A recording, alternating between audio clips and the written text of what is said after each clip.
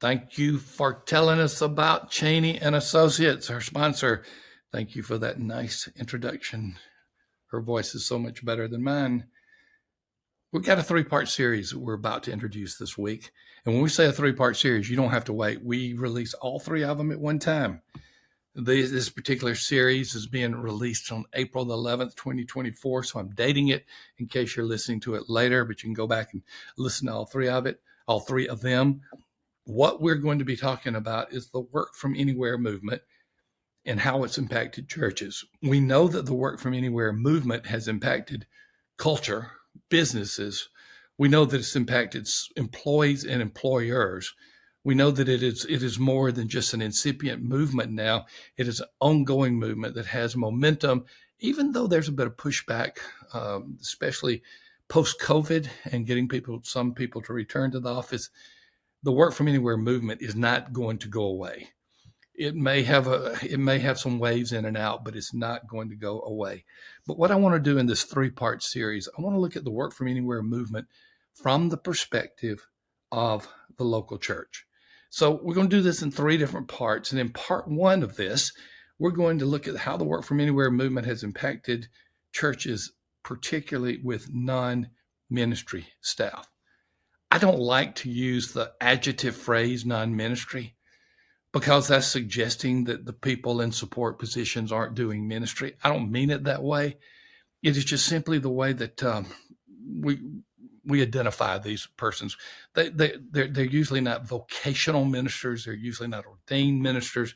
They're support staff. They may be assistants or bookkeepers or custodial. You get the point. So I don't like calling them non-ministry staff, but again, I'm just going to yield to the common nomenclature by calling them that. So they're basically two types of non-ministry staff in churches. Now, here, understand what I'm saying. There's some churches that have several full-time. There's some churches that have some part-time, and there's some churches that have volunteer. In my first full-time church, we had two paid people other than me. I was full-time. And those two paid people were a youth minister and a worship leader. And they were paid so pathetically low. I was paid pretty low too, it's full-time, but they were part-time. Fortunately, there was a seminary in the town and we were able to get people for, a very low wage because usually they wanted to do it very, very part-time. And so we had on our staff, we had a worship leader, very part-time, a youth student leader, very part-time, and me, pastor, theoretically full-time paid. Then we also had an assistant and we had a bookkeeper, but they were volunteers. And here's the point I'm making. When I talk about staff, you may be thinking, oh, Tom's talking about the large churches that can afford a lot of employees. No, some of them may be, but some of them are volunteers or part-time. So when I start talking about the non-ministry staff, I understand it's going to be different in different churches. But all churches that have non-ministry staff have them in two categories.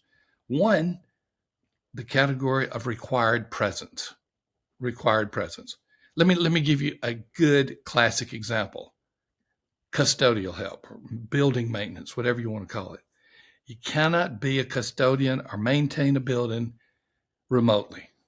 There might be a few things you can do.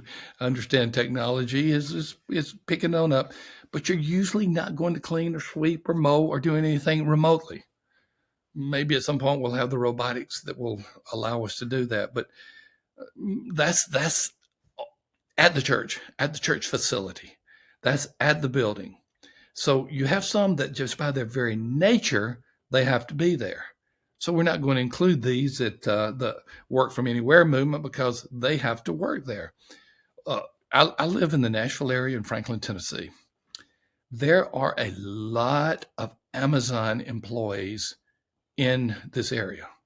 Amazon has a major corporate presence in downtown Nashville, but Amazon has these places where they have these massive buildings, these warehouses where they're all over the Nashville area and they're massive. Well, Amazon has to have people in the buildings. I know that they have computers that can pick the books and the other things that people order, but they have to have people there.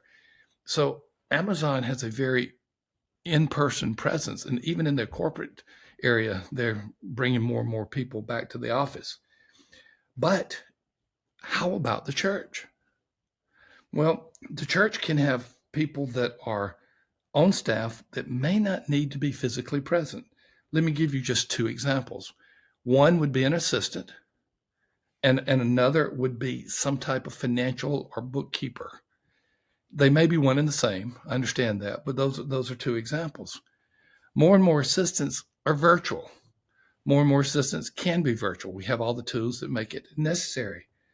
Uh, there are a number of bookkeeping organizations, but I got to tell you, our favorite, of course, is Cheney and Associates, the accounting firm for the church. How's that for a sponsorship?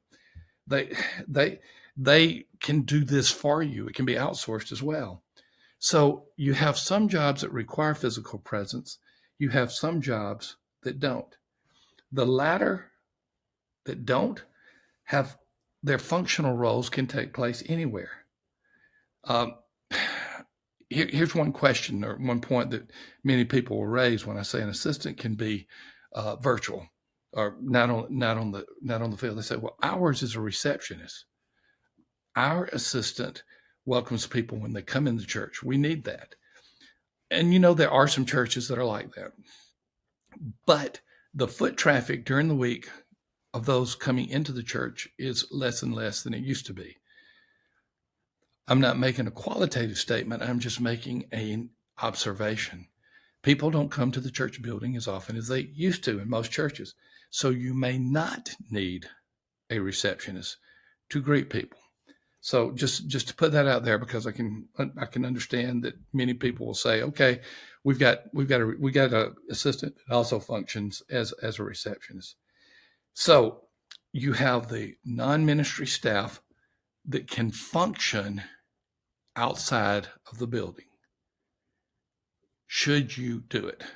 There's not a yes or no answer to that.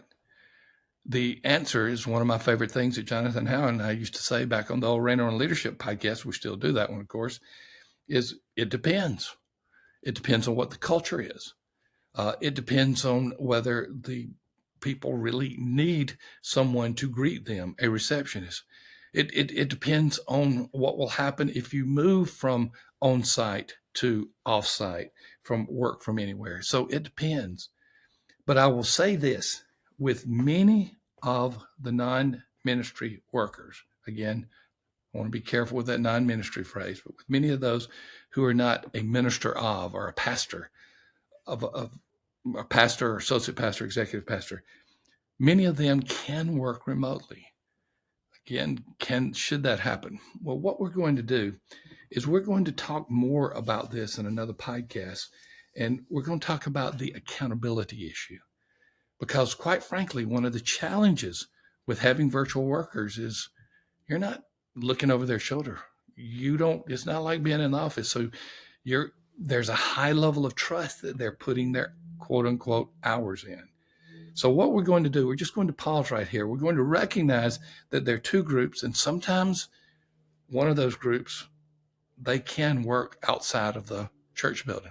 Eventually, we'll get to answering the question about should church ministry staff also have the opportunity to work from anywhere too. That's going to be our third episode.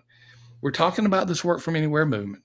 We're talking about how it's changed culture, changed businesses, changed the world, and also changed the church. And we're asking the question, should churches readily acquiesce to this movement? And the answer to the question is sometimes yes, sometimes no. It's not a good answer, but that's the way it is for now. Just stay tuned for the next podcast because we're going to be talking more about the accountability issue and the work from anywhere movement. We'll see you in that next episode.